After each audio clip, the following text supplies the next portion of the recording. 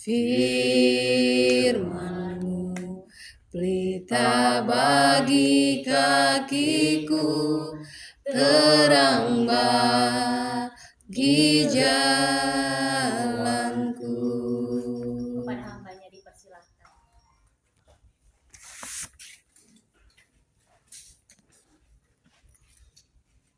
Sebelum kita membaca dan sampai dari firman Tuhan, kita berdoa.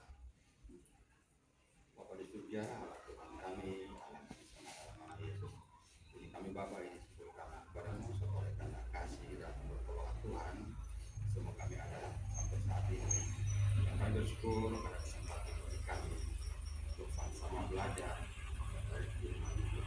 Mohon terus bersama kami mendatangkan pengertian kepada kami, mendatangkan pemahaman kepada kami sehingga kami sanggup mengerti apa Tuhan kehendaki dan terlebih kami dimampukan melakukan setiap firman-Mu. Ini doa dan sembahan kami Bapa di surga. Kami percaya Roh Kudus ada bersama kami dan bersama kami. Di dalam nama Yesus kami berdoa kepada Bapa di surga. Haleluya. Amin.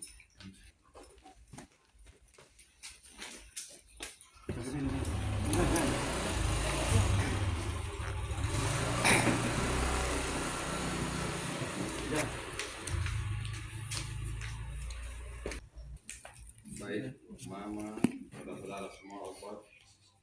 Mama, kita akan baca dari Mazmur 25 ayat 12 sampai ayat 14. Jadi 3 ayat firman Tuhan menjadi penuntun pada ibadah 10 malam ini.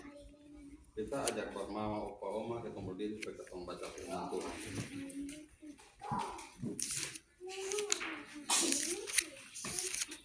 Mazmur 25 ayat 12, 13, 14, 3 ayat. Itu dalam perikop doa mohon ampun dan perlindungan. Ini dari Daud. Ayat 12. Siapakah orang yang takut akan Tuhan? Kepada Tuhan menunjukkan jalan yang harus dipilihnya. Orang itu sendiri akan menetap dalam kebahagiaan dan anak cucunya akan mewarisi bumi. Tuhan bergaul karib dengan orang yang takut akan Dia dan perjanjiannya diberitahukannya kepada mereka. Demikian firman Tuhan. Silakan duduk, Pak Oma, saudara semua. Jadi ayat 12 di sana. Siapakah orang yang takut akan Tuhan? Kepadanya Tuhan menunjukkan jalan yang harus dipilihnya. Jadi kata takut di sini kalau dalam terjemahan aslinya itu hormat atau menghormati Tuhan. Nah, kalau takut itu biasanya orang takut orang mau lari. Kalau ini takut dalam terjemahan aslinya menghormati Tuhan, artinya menghormati, tunduk dan taat. Itu kalau dalam terjemahan asli. Jadi orang yang takut akan Tuhan berarti dia mau taat dengan apa yang Tuhan mau. Dia mau melakukan apa yang Tuhan mau. Kita kasih contoh. Yang pertama itu Nuh. Nuh itu taat dengan Tuhan. Dia sekalipun dia buat bahtera itu sekitar 40 tahun baru selesai. Tetapi sepanjang 40 tahun itu dia buat terus sampai selesai. Jadi orang yang taat kepada Tuhan, orang yang takut kepada Tuhan, itu sekalipun sepanjang hidupnya Tuhan perintahkan melakukan satu hal, sepanjang hidupnya dia akan mau melakukan itu. Tidak sebatas hanya 40 tahun, tapi sepanjang hidupnya dia akan mau melakukan apa yang Tuhan mau. Kalau orang takut kepada Tuhan, hormat kepada Tuhan, taat kepada Tuhan. Contoh yang kedua itu Lot.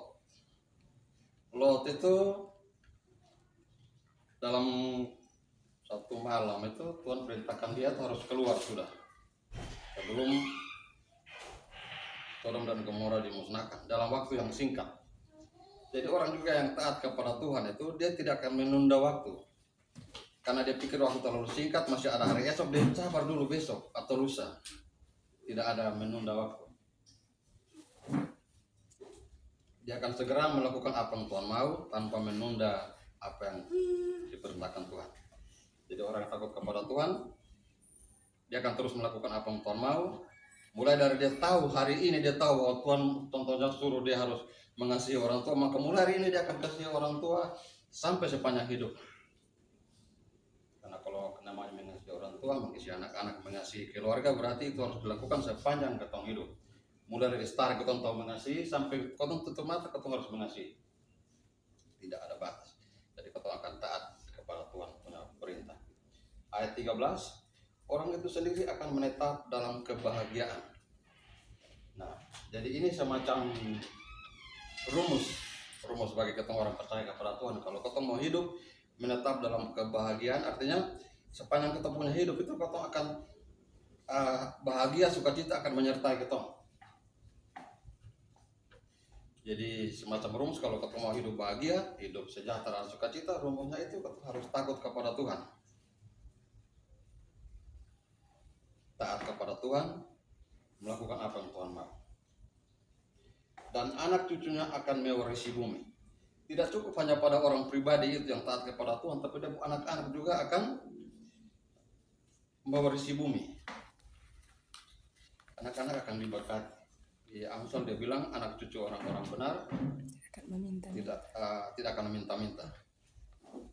Jadi anak cucu daripada orang yang takut kepada Tuhan itu akan menjadi orang-orang yang mewarisi bumi, artinya orang akan kelihatan, orang lain akan melihat dan tahu bahwa benar dong itu seperti itu karena Tuhan.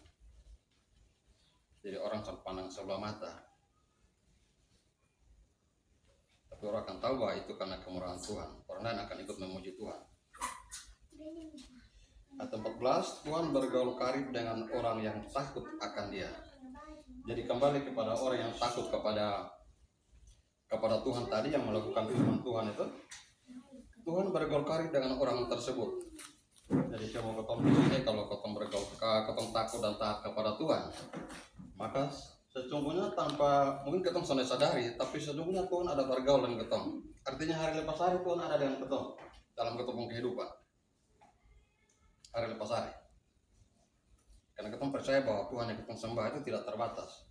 Jadi sekalipun Mama Detan ada di tempat lain, Bapak Detan di tempat lain, Tuhan tetap ada bersama-sama dengan Bapak dan Mama. Dan ketong semua. Karena Tuhan bergaul karib dengan orang yang takut kepada Tuhan. Dan perjanjiannya diberitahukannya kepada mereka. Bahkan Tuhan akan kasih tahu apa yang Tuhan mau kepada orang-orang yang takut kepada Tuhan itu. Tuhan akan menyampaikan apa yang Tuhan mau lakukan kepada mereka. Beta kasih contoh Raja Daud. Raja Daud itu Tuhan berjanji kepada Raja Daud itu di 2 Samuel 7. Janji akan turunannya dan akan janji bahwa anaknya nanti akan menjadi raja setelah Daud nanti. Di 2 Samuel 7 ayat 12, kita ambil satu ayat saja. Apabila umurmu sudah genap dan engkau telah mendapat perhentian bersama-sama dengan nenek moyangmu, maka aku akan membangkitkan keturunanmu yang kemudian anak kandungmu, dan aku akan mengokohkan kerajaannya. Dialah yang akan mendirikan rumah bagi namaku, dan aku akan mengokohkan tahta kerajaannya untuk selama-lamanya. Jadi ini Tuhan janji yang Tuhan beritahukan kepada Daud, karena Daud hidup bergaul dengan itu. Daud mau taat dengan Tuhan, dan Tuhan bergaul dengan Daud, dan sebaliknya Daud bergaul karib dengan Tuhan. Jadi Tuhan jauh-jauh hari Tuhan bersama dengan Daud. Di kemudian hari lubung anak akan menjadi raja, dan Tuhan akan menjaga anaknya yang menjadi raja kemudian itu. Tetapi ironisnya di sini Tuhan bilang setelah nanti lu sudah kembali bersama dengan leluhurmu, bersama dengan nenek moyangmu. Jadi ironisnya bahwa Tuhan bilang nanti setelah lu sudah meninggal, baru lubung anak beta angkat menjadi raja.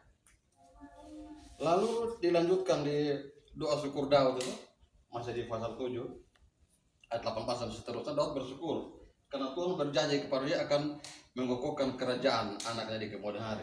Daud bersyukur kepada Tuhan, dan dalam doanya yang terakhir di ayat yang ke-28 itu Daud bilang begini, oleh sebab itu ya Tuhan Allah, Engkaulah Allah, dan segala firman-Mu kebenaran. Engkau telah menjanjikan perkara yang baik ini kepada hamba-Mu.